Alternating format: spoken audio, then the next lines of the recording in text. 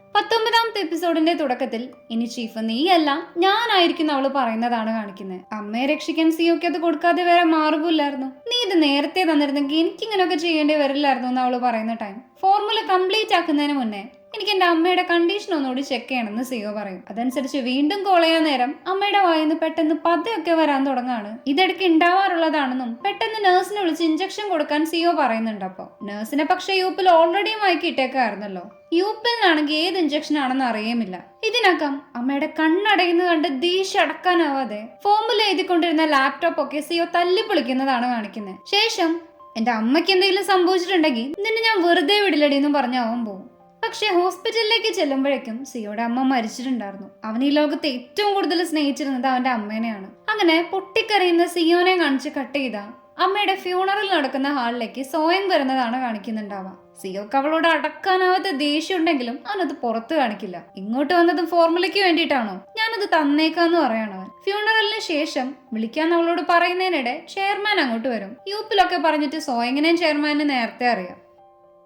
ഇതേ സമയം ലാപ്ടോപ്പ് ശരിയാക്കാൻ കൊടുത്ത ആള് അത് ശരിയാക്കാൻ പറ്റില്ല എന്നും പറഞ്ഞ് വിളിക്കുകയാണ് അവളെ. ഫോമുല സിയോ തന്നെ തരാന്ന് പറഞ്ഞതുകൊണ്ട് ഇനിയിപ്പോ ലാപ്പിന്റെ ആവശ്യം അവൾക്ക് ഇല്ലല്ലോ. പിറ്റേ ദിവസം സിയോ അവന്റെ അമ്മയുടെ ചിതാഭസ്മവും കൊണ്ട് സ്കൂളിലേക്ക് വരുന്നതാണ് കാണിക്കുന്നത്. താൻ ഈ സ്കൂളിൽ നിന്ന് ഡ്രോപ്പ് ഔട്ട് ചെയ്യാണെന്ന് പറയാൻ വേണ്ടിയിട്ടായിരുന്നു അവൻ വന്നേ. പിന്നീട് ക്ലാസ്സിലേക്ക് ചെല്ലേം അവിടുത്തെ അവന്റെ സീറ്റ് അമ്മയ്ക്ക് കാണിച്ചു കൊടുത്ത് തിരിച്ചു പോരാണെന്നിട്ട്. അത് കഴിഞ്ഞ് ചോയ്മിനിപ്പോഴും ആ കുക്കിയുടെ സൗണ്ട് കേട്ട് ഡിസ്റ്റർബ്ഡ് ആവുന്നതാണ് കാണിക്കുന്നത്. എനിക്കിപ്പോഴും അതിന്റെ അഡിക്ഷൻ മാറിയിട്ടില്ല. നാളെ എന്നെ ഒരു റീഹാബിലേക്ക് കൊണ്ടുപോകുന്ന ചോദിക്കുമ്പോൾ സോയ എങ്ങുമ്പോ ഒക്കെ പറയും. അങ്ങനെ തിരിച്ചു പോകുന്ന വഴി സോയങ് സിയോക്ക് എന്തോ മെസ്സേജ് അയക്കാൻ പോവെങ്കിലും വേണ്ടാന്ന് വെക്കാണ്. വീട്ടിലേക്ക് എത്തുമ്പോ അന്ന് യൂപ്പിൽ വെച്ച പോലെ ഒരു കവറില് വീണ്ടും കുറച്ച് ഡ്രഗ്സ് അവിടെ വെച്ചിട്ടുണ്ടായിരുന്നു.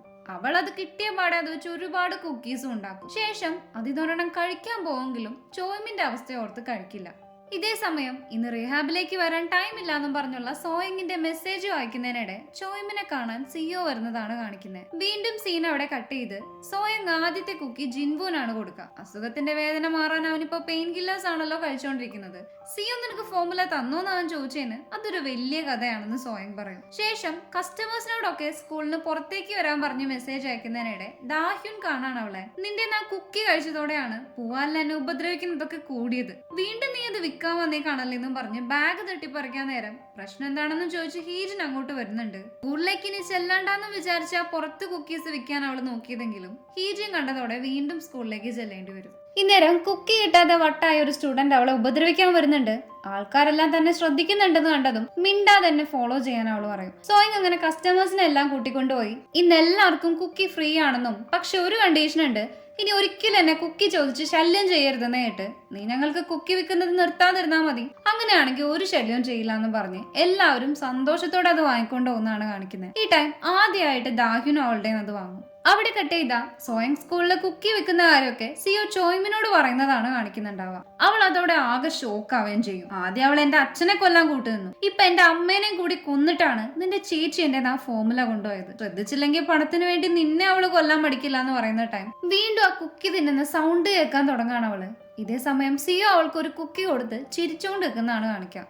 തൊട്ട് പിന്നാലെ സോയിങ്ങിനെ വിളിക്കുന്നുണ്ടാവൻ. കുക്കിയുടെ ഫോമുല പറഞ്ഞു തരാൻ വേണ്ടി വിളിച്ചതാണ്, ഞാൻ നിന്റെ വീട്ടിലുണ്ടാവുന്നും പറഞ്ഞ് സിയോ കോള് കട്ട് ചെയ്തതും സോയിങ് വീട്ടിലേക്ക് പോവാൻ നിൽക്കുന്നതിനിടെ മുന്നിലിതേ യൂപ്പില് കണ്ടിട്ട് നിനക്ക് ഫോമുല കിട്ടിയെന്ന് തോന്നുന്നല്ലോ, അത് എനിക്കും കൂടി തരാൻ പറയുന്ന കേട്ട് സോയിങ് ഒന്നും മിണ്ടുന്നുണ്ടാവില്ല.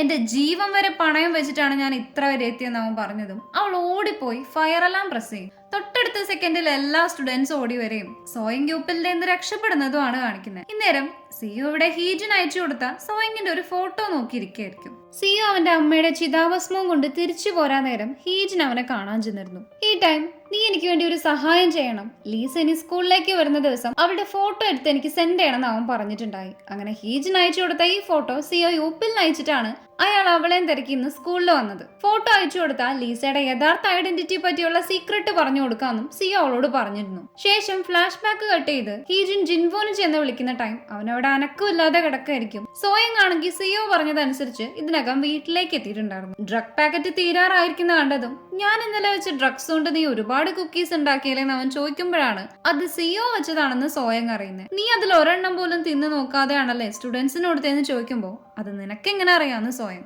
കാരണം നീ അത് തിന്നിരുന്നെങ്കിൽ ഇതിനകം നീ മരിച്ചേനെ. ഇതിലുള്ള ഓരോ ഡ്രഗ് പീസിലും 10 ഇരട്ടി കോൺസെൻട്രേഷൻ കൂട്ടിയിട്ടാണ് ഞാനിത് ഉണ്ടാക്കിയിരിക്കുന്നത്. നീ ഉണ്ടാക്കിയ കുക്കിയുടെ ഒരു ബൈറ്റ് കഴിച്ചാൽ മതി, ആളുകൾ അപ്പൊ തന്നെ തട്ടിപ്പോന്ന് പറയുമ്പോ തന്നെ ജിൻവു കുക്കി കഴിച്ച് ചിരിച്ചോണ്ട് കിടക്കുന്നതാണ് കാണിക്കുന്നത്. അവൻ മാത്രല്ല, അത് കഴിച്ച് എല്ലാവരും ഇതിനകം മരിക്കാറായിട്ടുണ്ടായി. നീയാണ് അവരൊക്കെ കൊന്നത്. സ്കൂളിൽ ഇപ്പൊ ആകെ പ്രശ്നമായിട്ടുണ്ടാവുമല്ലോ. നിന്റെ പ്രതികാരം എന്നോട് മാത്രം ചെയ്താൽ പോരെന്ന് സോയം ചോദിക്കുമ്പോ അതിന് അവർക്ക് കുക്കി കൊടുത്തത് ഞാനല്ലല്ലോ, നീയല്ലേന്ന് അവൻ. പക്ഷെ ചോയ്മിന് കുക്കി കൊടുത്തത് ഞാനാണെന്ന് പറയുന്ന കേട്ട് സോയം അന്തം വിട്ട് നിൽക്കുന്നത് കാണിച്ചാണ് ഈ എപ്പിസോഡ് ഉണ്ടാവുന്നത്.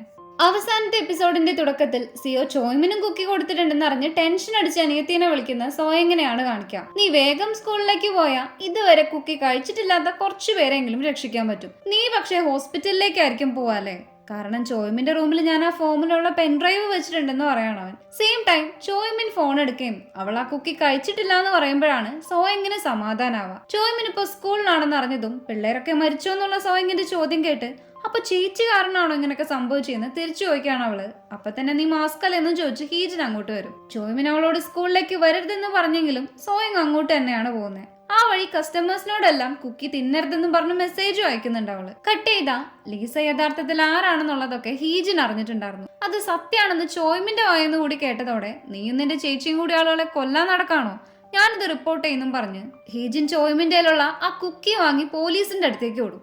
ഇവിടെ സോയങ് എത്താൻ നേരം ഓരോരുത്തരെയും ആംബുലൻസിൽ കയറ്റി കൊണ്ടുവന്ന് കണ്ട് പ്രാന്ത് പിടിക്കാണ് അവൾക്ക്. ശേഷം സോയങ് നേരെ ബ്രോഡ്കാസ്റ്റിംഗ് റൂമിലേക്കാണ് ഓടുക. അവിടെ വെച്ച് ചോയ്മിൻ അവളെ കാണാൻ വരുന്നുണ്ട്. ചേച്ചിനോട് ഇങ്ങോട്ട് വരണ്ടാന്ന് പറഞ്ഞതല്ലേ, എന്നിട്ടിപ്പോ കുക്കി വിറ്റതും ചേച്ചിയാണെന്ന് വിളിച്ച് പറയാൻ പോവാണെന്ന് ചോദിക്കുമ്പോ അതുവഴി കുറച്ചുപേരെങ്കിലും രക്ഷപ്പെടുന്നു സോയങ്. അങ്ങനെ ചെയ്യരുത്, പോലീസിന് ഇപ്പൊ നീ കള്ള ഐഡന്റിറ്റി യൂസ് ചെയ്തെന്ന് മാത്രമേ അറിയുള്ളൂ, നമുക്ക് ഇവിടുന്ന് വേറെ സ്ഥലത്തേക്ക് എവിടെങ്കിലും രക്ഷപ്പെടാന്നൊക്കെ ചോയ്മിൻ പറയുന്ന കേട്ട് സോയങ് അതിന് സമ്മതിക്കുന്നുണ്ടാവില്ല. ശേഷം ഹീജൻ ആ കുക്കി തെളിവായി കൊടുത്ത് സോയങ്ങിനെ അറസ്റ്റ് ചെയ്യാൻ പറയുന്നതിനിടയ്ക്കാണ് സോയങ്ങിന്റെ അനൗൺസ്മെന്റ് വരാം. ഞാൻ ഇന്ന് കുക്കി തന്ന ആരെങ്കിലും അത് കഴിച്ചിട്ടില്ലെങ്കിൽ കഴിക്കരുത്, ഇന്നിവിടെ ഉണ്ടായ പ്രശ്നങ്ങളൊക്കെ ഞാൻ വിറ്റ കുക്കി കാരണമാണെന്ന് അവള് തന്നെ പറയും. അങ്ങനെ ആ അനൗൺസ്മെന്റ് കൊണ്ടും മെസ്സേജ് ചെയ്തതുകൊണ്ടും 4 പേര് രക്ഷപ്പെട്ടു എന്ന് പറയാണ് ചോയ്മിനോട്. ഇനി ഹോസ്റ്റലിൽ നേരിട്ട് പോയി ചെക്ക് ചെയ്യണമെന്ന് പറയുമ്പോ അത് ഞാൻ ചെയ്തോളാം, ചേച്ചി ഈ ഫോമിലെ കൊണ്ട് രക്ഷപ്പെടാൻ പറയാണ് അവള്. തൊട്ടു പിന്നാലെ പോലീസ് വരുമ്പോ സോയിങ് പോയതിന്റെ ഓപ്പോസിറ്റ് പറഞ്ഞു കൊടുത്ത് ചോയ്മിൻ തെറ്റിദ്ധരിപ്പിക്കാണ് അവരെ.